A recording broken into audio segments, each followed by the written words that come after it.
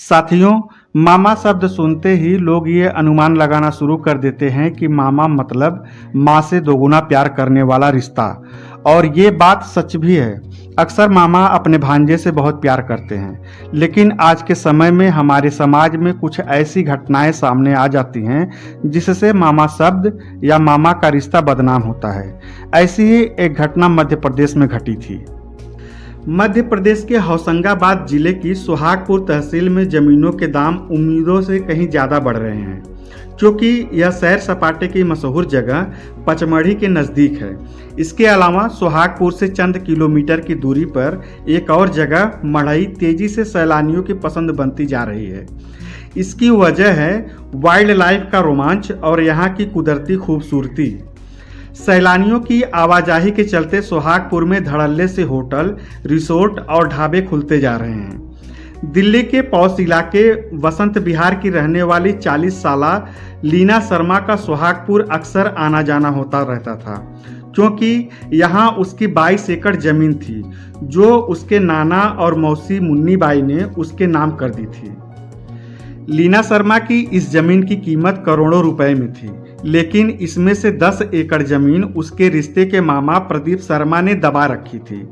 21 अप्रैल 2016 को लीना शर्मा खास तौर से अपनी जमीन की नपत के लिए भोपाल होते हुए सुहागपुर आई थी। 23 अप्रैल 2016 को पटवारी और आरआई ने लीना शर्मा के हिस्से की जमीन नापकर उसे मालिकाना हक सौंपा, तो उसने तुरंत जमीन पर बाड़ लगाने का काम शुरू कर दिया। दरअसल लीना शर्मा 2 करोड़ रुपए में इस जमीन का सौदा कर चुकी थी और इस पैसे से दिल्ली में ही जायदाद खरीदने का मन बना चुकी थी।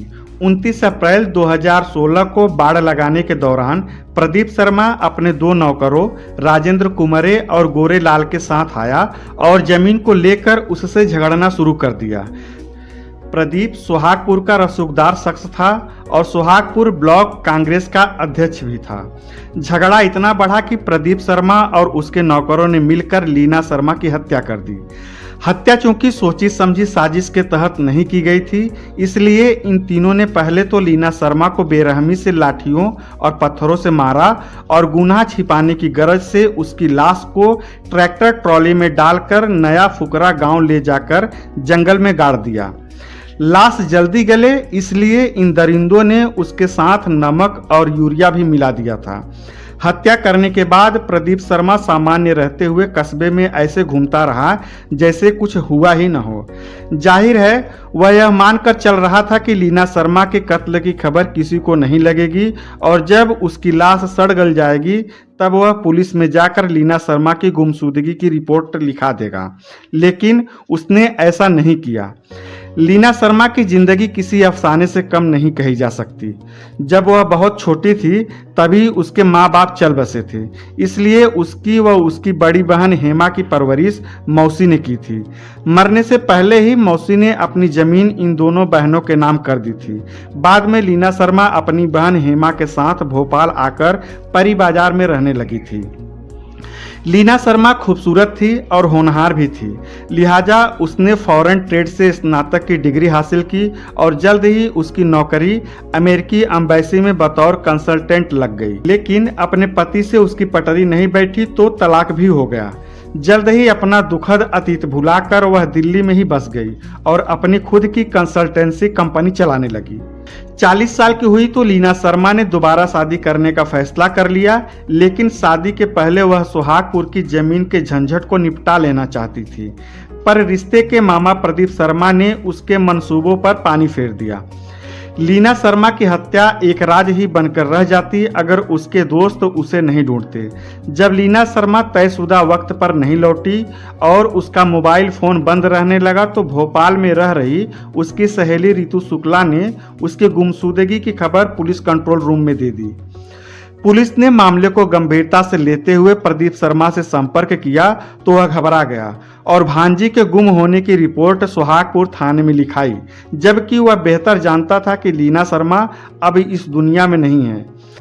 देर से रिपोर्ट लिखाए जाने से प्रदीप शर्मा शक के दायरे में आया और जमीन के झगड़े की बात सामने आई तो पुलिस का शक यकीन में बदल गया। मामूली सी पूछताछ में प्रदीप शर्मा ने अपना जुर्म कबूल कर लिया, लेकिन शक अब लीना शर्मा की बहन हेमा पर भी गहरा रहा है कि वह क्यों लीना शर्मा के गायब होने पर खामोश रही थी। कहीं उसकी इस कलयुगी मामा से किसी तरह की मिलीभगत तो नहीं थी।